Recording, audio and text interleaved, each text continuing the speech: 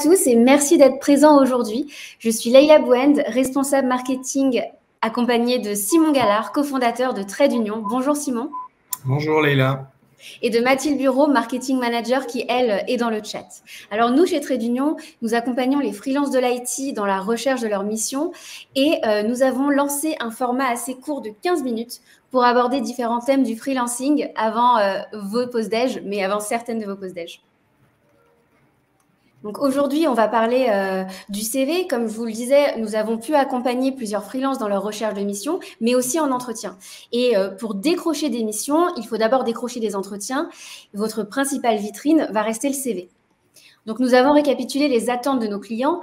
Cette partie peut peut-être vous sembler simpliste, mais il nous arrive de voir sur certains CV des éléments essentiels qui sont manquants. Donc si vous avez de quoi noter, c'est parti pour la to-do. Donc, le client doit avoir toutes les infos sur un CV. On va commencer par la disponibilité. Donc, c'est la date à partir de laquelle vous êtes disponible. Côté flexibilité aussi, si vous avez des demandes quelconques au niveau de vos horaires, des jours de travail, vous pouvez le mentionner. TJM, donc vous pouvez indiquer une fourchette globale de votre TJM appliqué lors de vos précédentes missions. Et d'ailleurs, le TJM, c'était l'occasion pour nous de faire le premier short tips, mais on reviendra sur ce format si ça vous intéresse, donc n'hésitez pas à nous le dire. Vos préférences de travail aussi. Est-ce que vous voulez du full remote, de l'hybride, du présentiel? Vous pouvez aussi indiquer comment vous procédiez dans vos précédentes missions, mais ce n'est pas obligatoire. Au niveau des coordonnées, donc on le répète quand même, mais il faut un mail professionnel que vous consultez régulièrement et un numéro de téléphone sur lequel vous joindre. Des contacts de référence, au minimum 2. Ils ne sont pas forcément contactés, mais cela est important. Si le client veut veut savoir comment vous évoluez et vous vous comportez en entreprise, de plus en plus de clients les demandent et s'ils ne figurent pas, on risque quand même de vous les demander. Vous pouvez aussi indiquer la durée moyenne de vos missions et ajouter les éventuels renouvellements de missions ou si vous avez été recontacté par une entreprise. Et c'est vrai qu'il nous arrive quand même de voir des CV à rallonge, essayer de synthétiser au maximum. Généralement, 1 à 2 pages, c'est quand même pas mal. On a essayé de résumer du coup ce que nous, les tech recruteurs, regardent dans vos CV. Et du coup, ça ressemble quand même de très près à ce que nos clients regardent.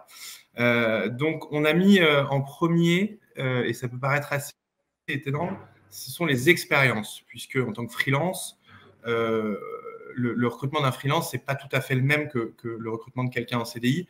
On va plus s'attacher à regarder les expériences et à prendre quelqu'un qui va être opérationnel assez rapidement. Et du coup, il faut, un conseil, c'est de présenter les expériences de façon très claire, très précise, en mettant en avant vos réalisations de façon précise. Un conseil aussi, c'est de bien, et ça on ne le voit pas si souvent que ça, de bien décrire le domaine fonctionnel de ces expériences. Si vous êtes développeur, qu'est-ce que vous avez développé? Une application, un site web? À quoi servent ces développements d'un point de vue business, d'un point de vue opérationnel? Au niveau des expériences aussi, n'hésitez pas à bien mettre les durées, les dates de démarrage et les fins de mission pour qu'on puisse clairement voir la timeline en fait de vos expériences. Ça nous permet de voir plus clairement comment a été construit votre parcours. Au niveau des compétences, bien sûr, ensuite, c'est ce qu'on va regarder. Énumérez bien vos compétences techniques et professionnelles, peut-être à la fin de chaque expérience. Vous pouvez mettre, je sais que certains le font, la stack technique complète de chaque expérience. N'oubliez pas de l'actualiser évidemment régulièrement puisque quand vous enchaînez vos missions, parfois vous ne mettez pas toujours à jour vos CV, mais n'hésitez pas à le faire puisque ces compétences-là, ces stacks évoluent, on le sait, au fil du temps. Et enfin, j'en ai déjà parlé, mais c'est très important, mettez à la fin de la construction de votre CV un point d'honneur à vérifier que votre CV peut se lire de façon très claire, puisque c'est beaucoup plus agréable, évidemment, pour le tech recruteur, mais surtout, in fine, pour le client. Merci, Simon. Alors maintenant que vous avez les infos principales que doit contenir un CV, nous allons nous pencher sur les différents points qui vont vous permettre de démontrer votre expertise. Et donc, tout passe par la stack que vous maîtrisez. On va retrouver les outils, les langages, les bases de données ou encore la méthode et d'autres choses. Donc, vous pouvez, par exemple, lister les outils spécifiques que vous maîtrisez et utiliser régulièrement dans votre domaine. Indiquer votre niveau de maîtrise pour chaque outil. Est-ce que vous êtes débutant, intermédiaire ou expert? Citez des exemples où vous avez déjà utilisé les outils pour quelle entreprise, quelle mission, comment et avec des résultats concrets. Mentionnez les langages de programmation que vous connaissez et que vous utilisez. Mettez également votre niveau d'expertise et pour quelle création. Et si vous avez des exemples à montrer, vous pouvez mettre dans votre CV, votre site ou portfolio pour que le client puisse aller voir directement. Et aussi, si vous êtes familier d'une méthode, donc ça peut être la méthode Scrum ou plein d'autres, hein, ou maîtriser certains CRM et databases, mettez-le en avant, ça peut vraiment jouer et peser dans la balance. Expliquez comment vous avez intégré différents outils, langages ou autres pour créer des solutions complètes. Donc, il faut vraiment mettre en avant cette capacité à optimiser les stacks pour améliorer les performances et l'efficacité des apps, des sites web ou autres. C'est ce qui va vraiment intéresser les clients. Donc, Simon, est-ce que tu as des choses à ajouter à cette slide ? Non, je crois que c'est assez complet. Moi, je réinsiste absolument sur ce que je vois le moins souvent et ce qui est pourtant très important, c'est vraiment le domaine fonctionnel dans lequel vous évoluez dans chacune de vos missions, puisque la plupart d'entre vous, vous mettez un descriptif générique en fait, qui se ressemble beaucoup d'un CV à l'autre, ce qui va vraiment être changeant et ce que va venir chercher le client, c'est voilà, le type d'application, le type de site web, aussi votre capacité à être orienté business, orienté voilà, opérationnel, ce qui va faire la différence. Donc je réinsiste là-dessus. Merci. Au niveau justement des points à mettre en avant, avec Leïla, on a précisé qu'effectivement, lorsque vous faites votre CV, quand vous êtes clair sur les différentes dates, notamment de ces expériences, mais aussi sur les chiffres clés, ça vous permet de prouver en fait la valeur ajoutée de votre apport sur une mission chez un client. C'est un peu comme l'histoire du domaine fonctionnel, c'est ce qui va montrer au client que vous avez apporté quelque chose. Donc, ça peut être un gain de temps sur une application, ça peut être voilà, un nombre de pages web, ça peut être… vous pouvez mettre le lien, par exemple, de votre GitHub ou des sites web que vous avez développés ou des books. Ça peut être des preuves, en fait, de ce que vous avez apporté. Et ça, c'est assez différenciant puisque… on le voit vraiment assez rarement dans les CV. Et donc, on voulait aussi insister là-dessus. Le client, il ne vous connaît pas. Il voit plusieurs CV, des candidats de qualité. Et donc, voilà, c'est un très bon moyen de vous différencier. Donc, les pauses professionnelles, ça arrive souvent en freelance. Et ce qui va vraiment être un élément différenciant, c'est la façon dont vous allez les mettre en avant. Et parfois, elles peuvent aussi, ça peut aussi vous démarquer de certains consultants. Ouais, je rajoute effectivement sur les pauses professionnelles, souvent il y en a qui n'osent pas les mettre dans le CV. Au contraire, si vous ne les mettez pas, ça va vous desservir. Aujourd'hui, en 2024, voilà, les pauses professionnelles peuvent être très positives et du coup, il vaut mieux vraiment les mettre et les expliquer. Ça, voilà, ça apporte quelque chose à votre parcours, à votre personnalité, à votre façon de voir les choses. Et vous êtes, voilà, les clients, en général, apprécient plutôt ce genre de sincérité et d'explication.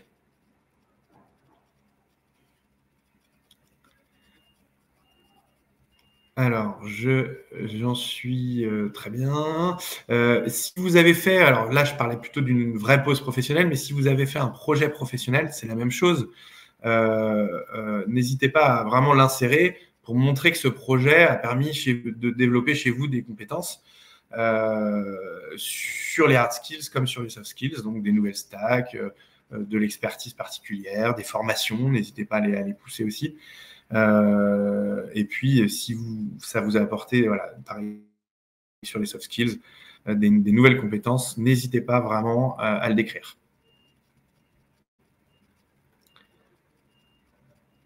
les petits plus, on est sur les petits plus, pardon. Les petits plus, donc sur le CV, nous savons qu'on a l'habitude, nous, de voir que c'est compliqué d'adapter les CV à chaque mission, puisque à chaque fois, il faut s'adapter à ce que demande le client.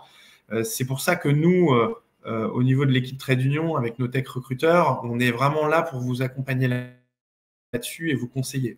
Vous êtes, une fois qu'on postule chez des clients ensemble, vous n'êtes pas tout seul et ils vous proposeront d'adapter votre CV pour qu'il matche au mieux aux attentes du client.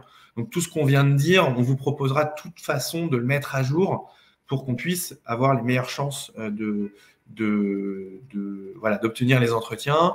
Nous, on connaît nos clients, évidemment, on connaît du coup leurs attentes. Et du coup, en général, ça fonctionne.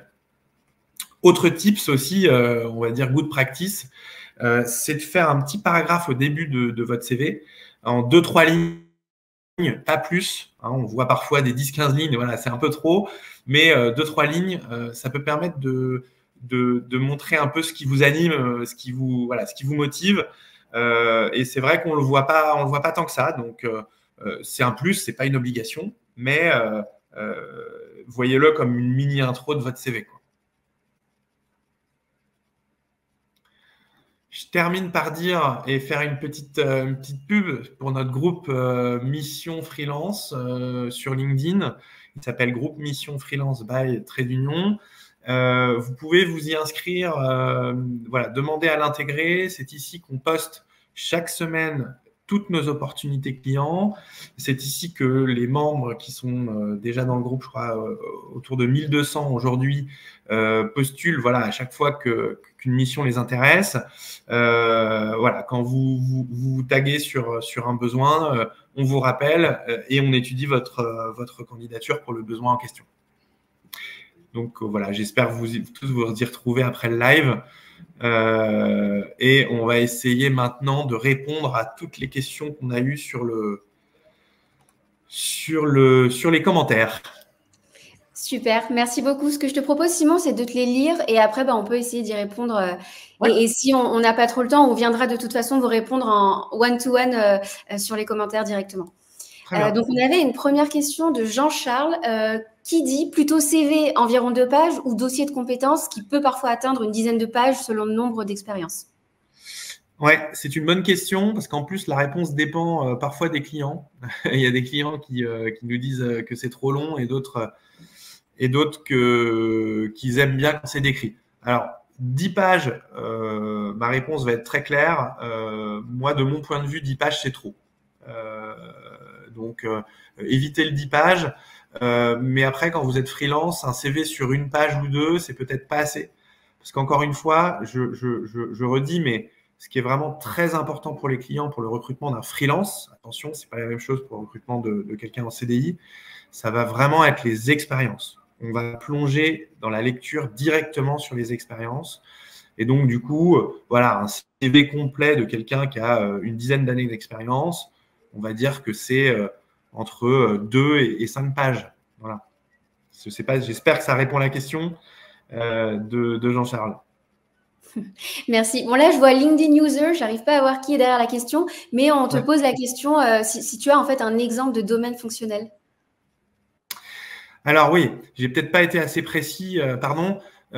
Quand je parle de domaine fonctionnel, par exemple, si vous travaillez dans le domaine de la grande distribution, vous êtes développeur, vous allez effectivement décrire ce que vous avez fait en tant que développeur, mais souvent, je ne vois pas que, par exemple, si vous avez travaillé sur une application de SIRH, par exemple, je ne vois pas souvent le petit descriptif au début de l'expérience qui nous explique que vous avez développé sur une application de SIRH, que vous avez travaillé sur la migration d'un ERP, que vous avez travaillé sur le développement d'un site web e-commerce qui vend, je ne sais pas moi, des nuits d'hôtel ou des voyages.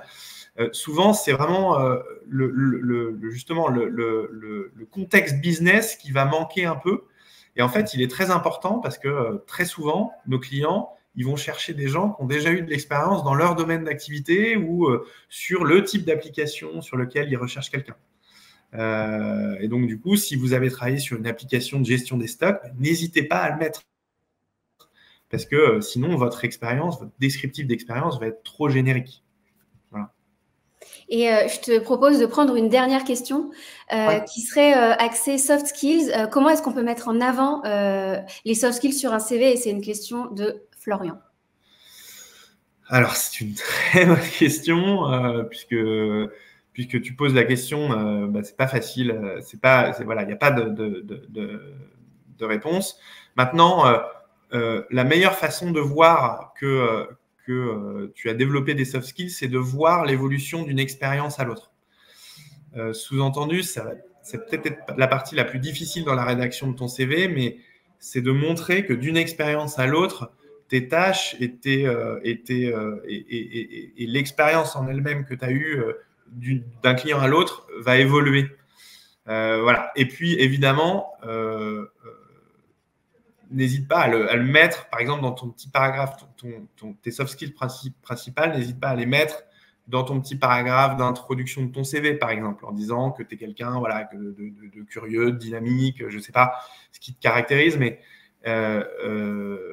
n'hésite pas à le mettre au début aussi. Voilà. Mais c'est la partie, évidemment, la plus difficile qui va, de toute façon, se démontrer le plus en entretien derrière, quoi. C'est vrai, parce qu'il y a toujours un fit quand même avec le client qui est important. Et comme dit Simon, on sélectionne sur le CV et puis après, on verra au niveau de la perso. Et vous aurez aussi le temps de le mettre en avant avec les différents échanges. C'était tout pour nous aujourd'hui. Merci beaucoup d'avoir été parmi nous. On espère que le format vous plaît et on espère vous retrouver très bientôt, notamment sur notre groupe. Merci à tous. Bonne journée. Au revoir.